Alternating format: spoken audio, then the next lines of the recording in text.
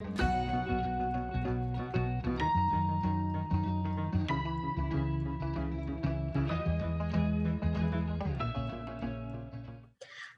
thank you so much for joining us today and watching this event. My name is Heather Bruegl. I'm the Director of Cultural Affairs for the Stockbridge Munsee Community. I'm an enrolled citizen of the Oneida Nation of Wisconsin, and I'm a first-line descendant Stockbridge Munsee. I'm coming to you virtually from our reservation, which was created by the Treaty of 1856 from land that was ceded from the Ho-Chunk and Menominee nations here in Wisconsin to give my ancestors a place to call home.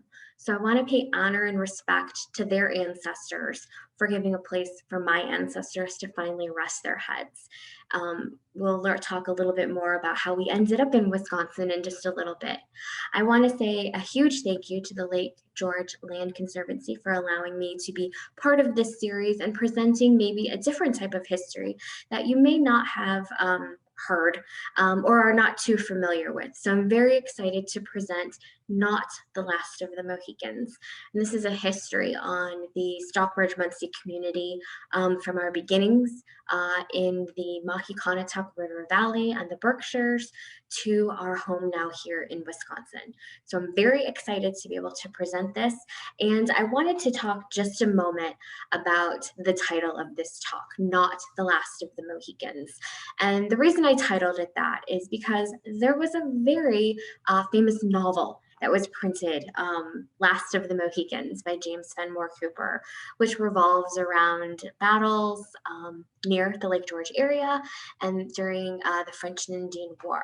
But that title of that book is a historical narrative that we have had to combat since it came out.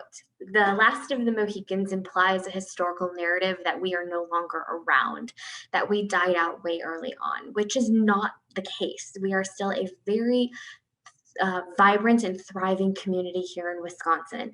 So this talk, sharing this history about who we are as the Stockbridge Munsee community, helps to combat that historical narrative of Last of the Mohicans, with this presentation of being not the last of the Mohicans. So first I want to talk a little bit about our territory, and you'll notice that I'm going to show territory that's also in the Munsee or Lenape area as well, because we are Stockbridge Munsee. So when we consult on projects or we talk about our history, we include this area as well. So our territory covered 6 states. From southwest Vermont, the entire Hudson River Valley of New York, from Lake Champlain to Manhattan, western Massachusetts up to the Connecticut River Valley, northwest Connecticut, and portions of Pennsylvania and New Jersey. We also did have some settlements in Kansas as well, and that has to do with removal, which was passed in the 1830s. But those settlements are very, very few, with most of our community coming back to Wisconsin. You'll notice on the map here that there are 2 circles that encompass different areas. The top part, which encompasses Albany and Stockbridge, is Mohican land, traditional Mohican territory, where we would have settled. And you see that goes up through Vermont, near Lake Champlain, and down into Connecticut and Massachusetts. The bottom circle, where you see New York City, encompasses Lenape territory. So that is important to point out, because when we do consult in a historic preservation capacity, because we are Mohican and Lenape, we will consult in that Lenape area as well. So that is our territory. So when you put it all together, it is a very vast area that we work to preserve and protect and make sure that the history of that area is told. So who are the Stockbridge Munsee? We're the Mohicans. We're known as the Mohicaniac people, which are the people of the waters that are never still. We settled along the Mohicanatuck, which is the river that flows both ways, which you know as the Hudson River. We were closely aligned with the Lenape, and they were known as the grandfathers. We worked and lived among each other. It was very communal. At one point, we numbered around 25,000 or more, and our central council fire was at Skodak Island. We were known as the River Indians. Water has always been an integral part of our life and our survival. and we've always made homes near the river. Again, we were closely aligned with the Lenape, who are also known as the Delaware, and there were land agreements, in quotation marks, throughout the Mahicanatuck River Valley that in regards to our homelands.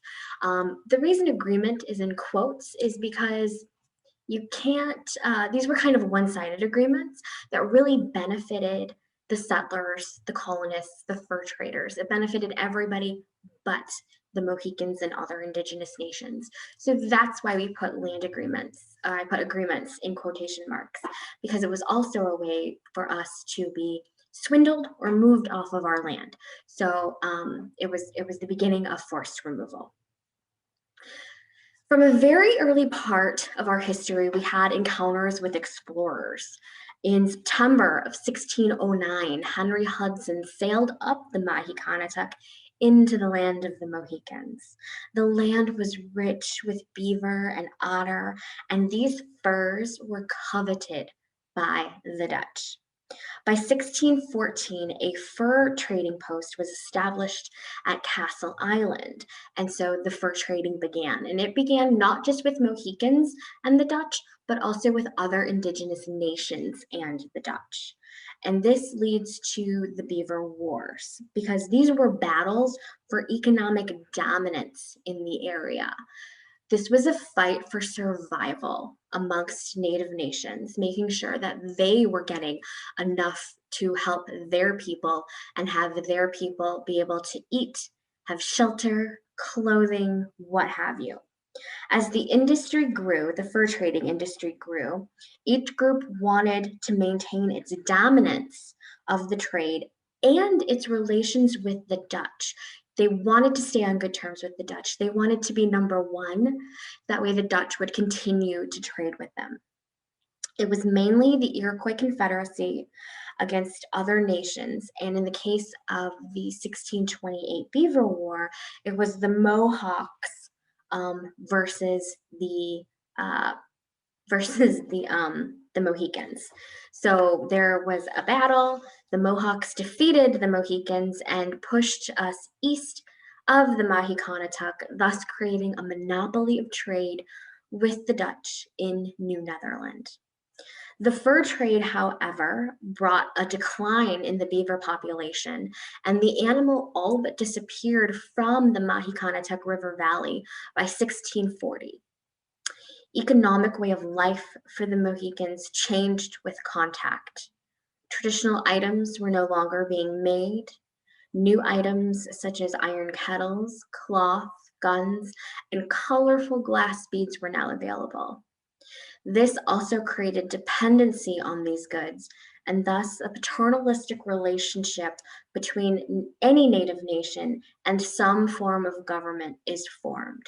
So it is important to note that with the coming of these settlers, the coming of the fur traders, economic way of life for Native nations across the board was changed. We went from producing traditional goods to now becoming dependent on the goods that we were getting from the fur traders in order to help our nations survive. Things were changing, and forced movement was inevitable. It was going to happen. Mohicans were eventually driven from their territory west of the Mahicanatuck. In the early 1700s, Mohicans moved further east near the Housatonic in present-day Connecticut. The English now replaced the Dutch as the settlers in the area, and the English had big dreams of making the Native nations civilized.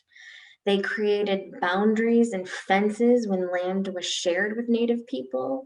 One of the most famous of these boundaries was something that would later become Wall Street, which was a literal wall that was put up by the Dutch on Manhattan when it came to sharing that island.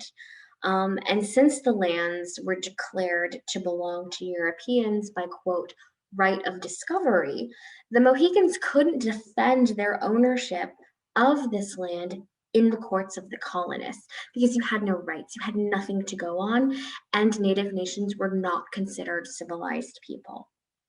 As more settlers arrived, the Mohicans became dependent on the settlers to survive. Again, going back to the inception of different trade goods being introduced to Native nations, we now needed them in order to survive. Our way of life was completely changing.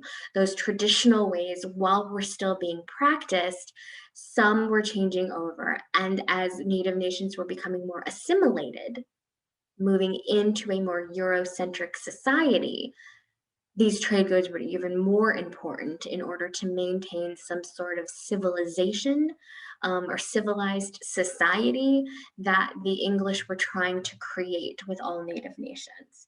But also, with the coming of more settlers and colonists, disease also came.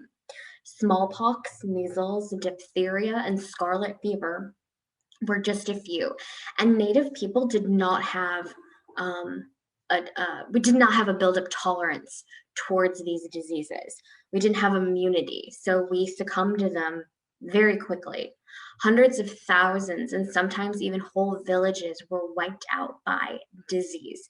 It was very sad, and there's that old adage of giving blankets filled with smallpox. That's not just an old adage, that's something that actually happened.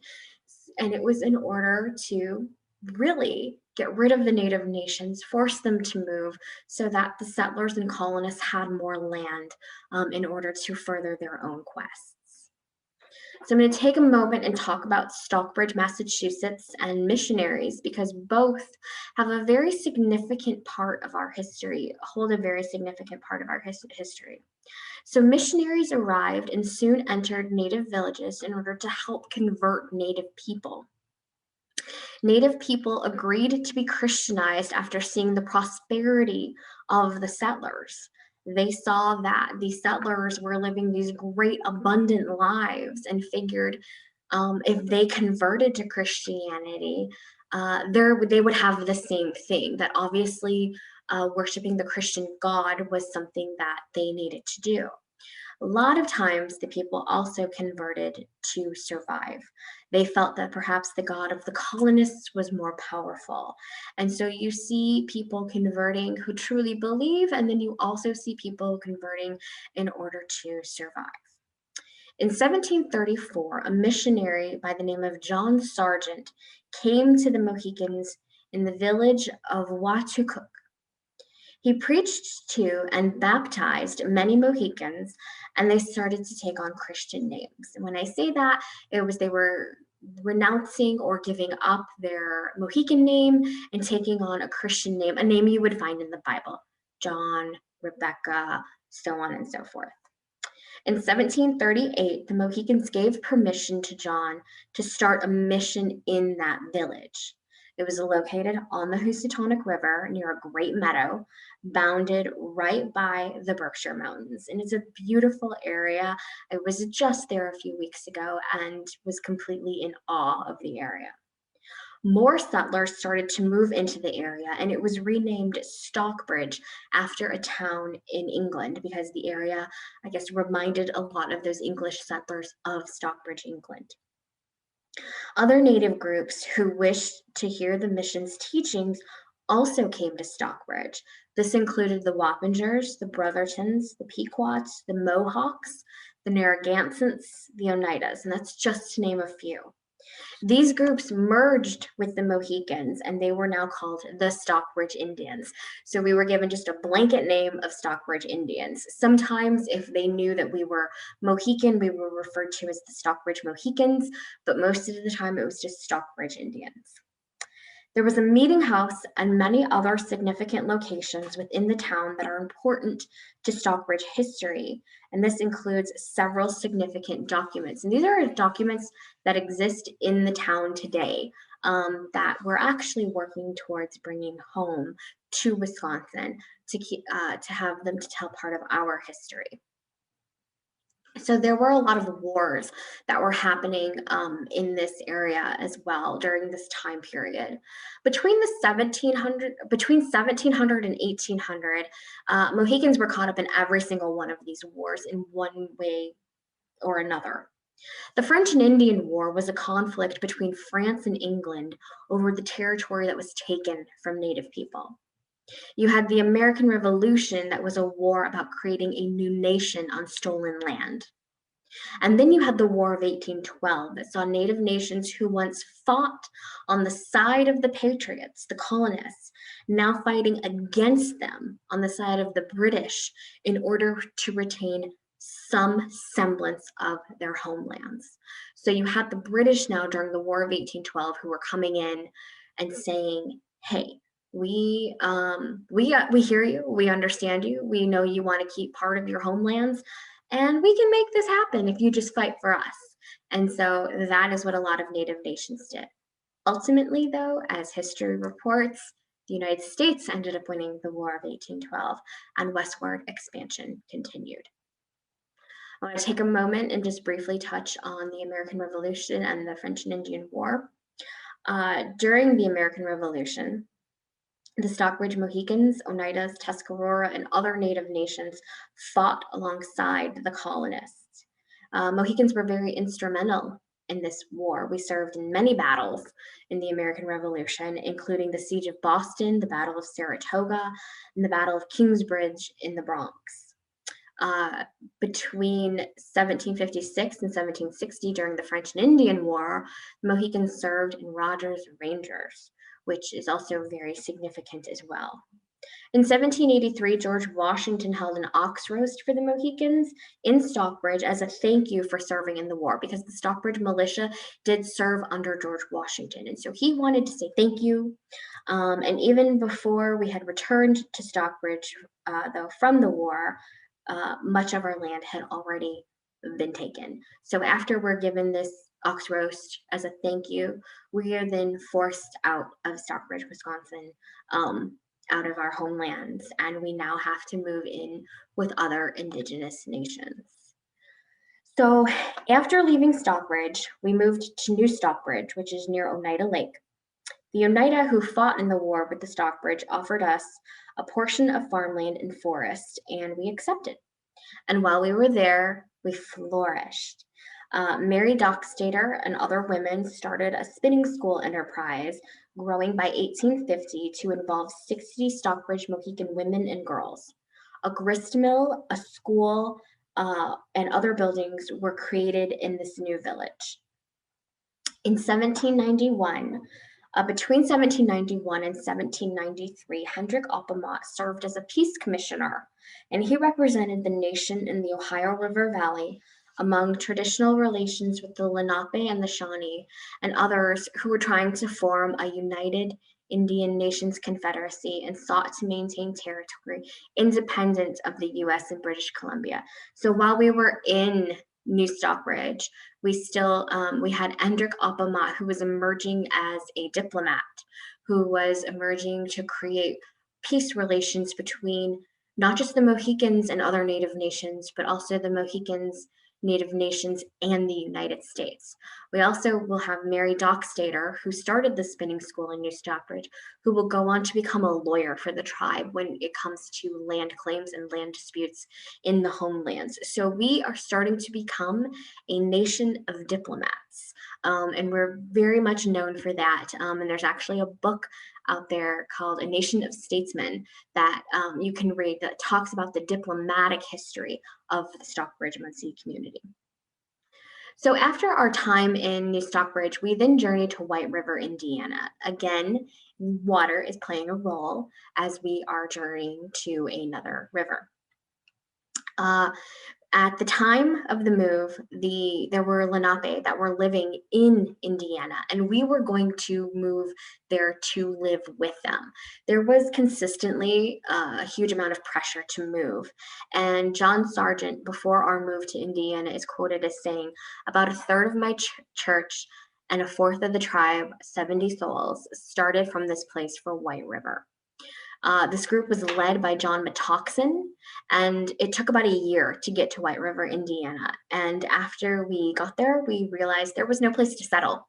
The Lenape had been coerced into selling their land, and so we were left landless and homeless, kind of couch surfing until we could find a place where we could finally settle down. Meanwhile, our tribal leaders in New York were negotiating for new lands in Wisconsin. So we moved to Wisconsin. The Treaty of 1821, which is also known as the Treaty of Green Bay, and we settled along the Fox River in Kaukauna. And from there, we have many others who stayed in New York join us in that area. We were perhaps the first English-speaking people in the area because we were colonized so early on. Electa Quinney was the first public school teacher in the area, and she is a Stockbridge Mohican woman. We had the first Protestant minister and the first Christian temperance union in that territory. But being civilized did not stop you from forced removal. And by 1850, through various forms of travel, we were in Wisconsin, but we were going to be moved again. And in 1834, we were. While we were still in Wisconsin, though, we were moved to another area, which is Stockbridge, Wisconsin, which is along Lake Winnebago. And that was after the Fox River became a major waterway, and logging and industry was really big in the area. And so the Fox River became an area where we were forced to move from. So then we were moved to Lake Winnebago. So in 1831, you have, or in 1830, you have Indian removal that is passed. And that was passed under Andrew Jackson, who was president of the United States at the time, and he was known for removal treaties. You had a group of Stockbridge Mohicans who feared the inevitable, and they moved to Indian Territory in 1839, and many died along that journey. Some reached Kansas and Oklahoma and married into other tribes. Others gave up and moved back to Wisconsin when it gained statehood in 1848. And that's where those little areas, those little settlements in Kansas that we had come into play. So we do some consulting in Kansas, but just not a lot. You had the Congressional Act of 1843 that is passed. And this is quite a controversial act because this act makes the Stockbridge citizens of the United States. You wouldn't necessarily think that that's a bad thing. However, being citizens of the United States took away our tribal sovereignty. The act also divided up the land the nation held at Lake Winnebago. And in addition to that, it caused an internal conflict within the Stockbridge community, Stockbridge Munsee Community, because by that time we were known as Stockbridge Munsee, and it divided the nation into a citizen party and an Indian party. So you had some who were all for citizenship of the United States, and you had others who wanted to retain that tribal sovereignty. The Indian party stated that this congressional act stripped them of the rights to be Indian. In 1848, you had the Congressional Act of 1848 passed, and John Quinney was very instrumental in helping to pass this act. What this act does is it reverses the Congressional Act of 1843. This became a concern when non-Native people began to take advantage of those in the Citizen Party and started to buy up all the land. So there was a sense of land loss that happened when the Stockbridge Munsee were created citizens. And so we didn't have that federal protection anymore. So it gave people, non-natives, the ability to come in and buy that land. What the 1848 Act did, though, is it reinstated our rights to be a sovereign nation.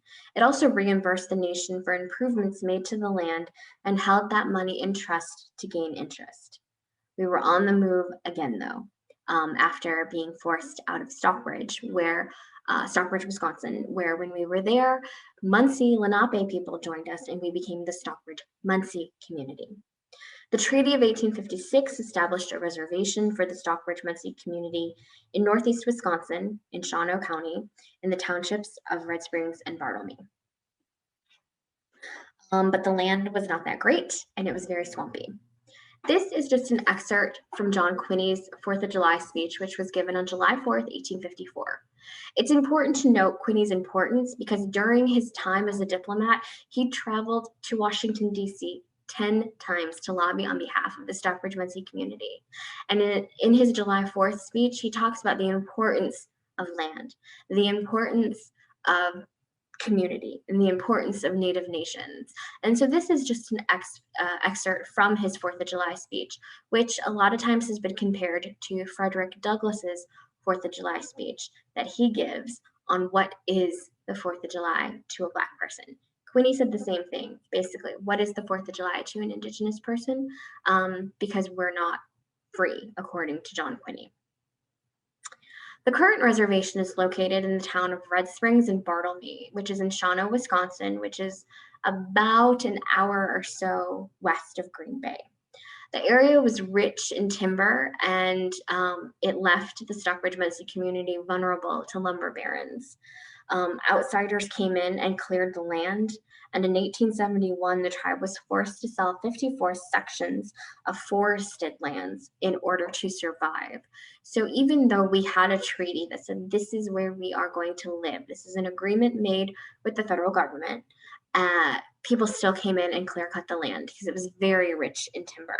And in order to feed our families, we had to then sell land.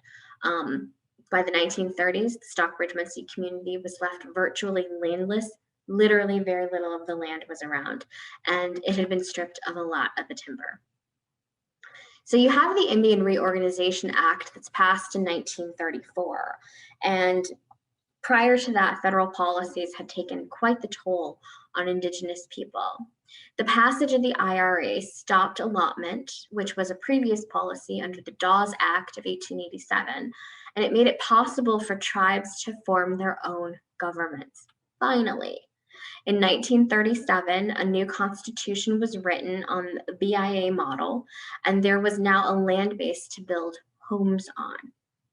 Because of this, the new constitution and the IRA, the Stockbridge Munsee community regained 15,000 acres that had been sold in the township of Bartlemy. 2,500 of those acres were placed into trust right away, and in 1972, the remaining 13,000 were placed into trust after that. The Indian Reorganization Act of 1934 encouraged the reestablishment of tribal governments by tribes across the nation. The tribe could adopt a new constitution provided by the U.S. government or draft their own. Within the boundaries of their old reservation, the Stockbridge Munsee community maintained a town government, and in 1931, this body created the Stockbridge Munsee Business Committee. In 1938, the Stockbridge Munsee drafted and approved a new constitution, which was based on the model that was given during the Indian Reorganization Act. Under the leadership of Carl Miller, who is pictured here on this slide, he's the top photo, the Stockbridge Munsee reorganized their tribal government and regained federal recognition. Using federal funds secured through the Bureau of Indian Affairs, the tribe managed again to buy back over 15,000 of the acres of their old reservation. Then that's very, very, very important. And the bottom picture is a picture of Arvid E. Miller, who is the son of Carl. And Arvid was tribal leader for 26 years and helped us through that reorganization policy, but was also instrumental in the formation of the Great Lakes Intertribal Council and the National Congress of the American Indian. So who are the Stockbridge Munsee today? Today we are the largest employer in Shawano County. And that is not just through casino employment, that's through casino employment, through tribal employment.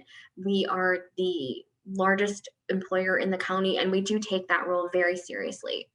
Our land base is just under 25,000 acres. Some of that is trust land and some of that is fee land.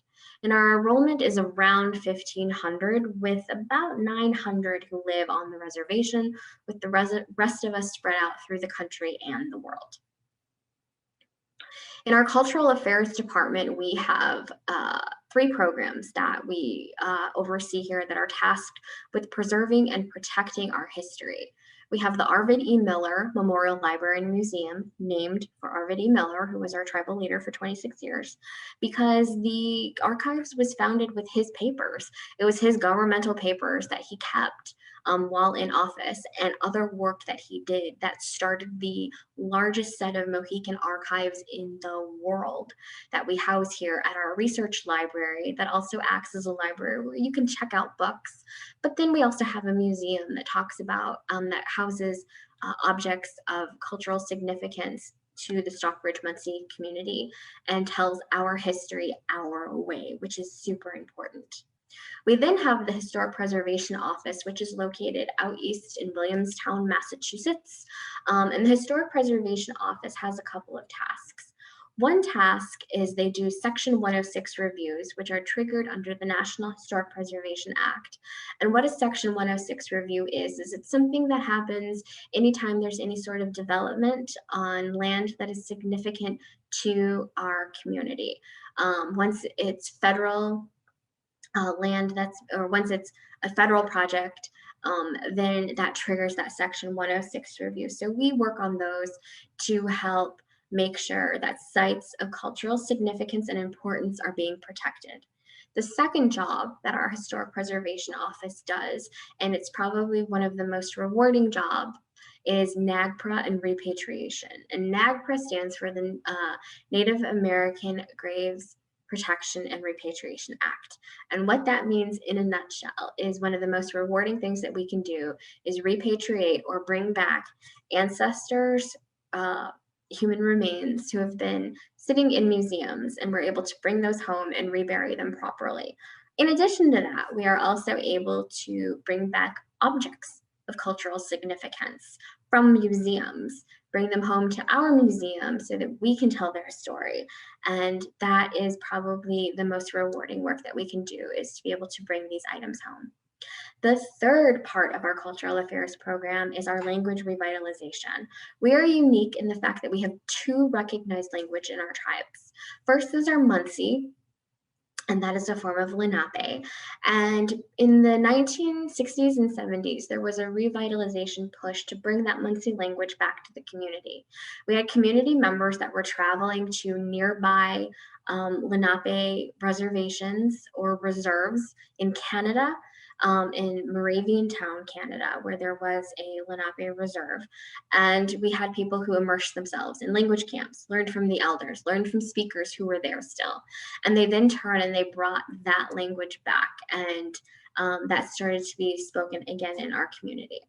We also have our Mohican language, which just in the past couple years has started to make a comeback. The last fluent speaker of Mohican died in the 1930s, and after that, Mohican lived just on paper or in your thoughts. We had to go off of what elders would tell us. We would ask them, what words, what phrases, what do you remember about anything with the Mohican language? Then, from our time being converted early on during colonialism, there were catechisms that were converted from English to Mohican. So we had those to go off of as well. Anything related to Mohican was only in documents. Through the help of a very talented linguist who has experience in working with Indigenous languages, we were able to bring that language up off the paper and have people start speaking it again. We do not have any fluent speakers of Mohican, but we are getting closer and closer to having conversational speakers and making sure that that language is alive and well in our community. And it is a great thing to be a part of. It's a great thing to see. And we do offer language classes that you can find out more information on our website at mohican.com. You can learn more about that. And finally, I just want to leave you with this. This is our Many Trails symbol. And Many Trails was created by Edwin Martin, a Stockbridge Munsee man. And Many Trails symbolizes strength, hope, endurance, and survival. And every single line in this symbol means something, whether it is the curvature of the line at the top, raising your hands in prayer, the crosses you may see, the different trails you might see to signify our different trails that we had to take in order to finally find a place to call home here in Wisconsin, or the circles that signify the many council fires, seats of government that we had. And so it is through many trails that we remember the journey of all of our ancestors. And again, this means strength, hope, endurance, and survival. And I hope that you, by watching this, got a different view of history, got a different take on the history of the land in the Lake George area, and understanding who the Stockbridge Munsee community is and who we are as a people. I encourage you to visit our websites, mohican.com, for more information. Follow us on social media at the Arvid E. Miller Library, Museum, and Cultural Affairs Department, where you can find a plethora of language resources, previous talks that we've had from a lot of different scholars, even our Thursday morning story times. If you want to just tune in and hear a great little story for the kiddos, we encourage you to follow us and learn more about us and who we are. And again, I thank you very much for allowing me to share a little bit of the history of the land and to remind you that we are not the last of the Mohicans. We are the Stockbridge Munsee Community, Mohican Nation. We are strong and we are still here. Thank you very much.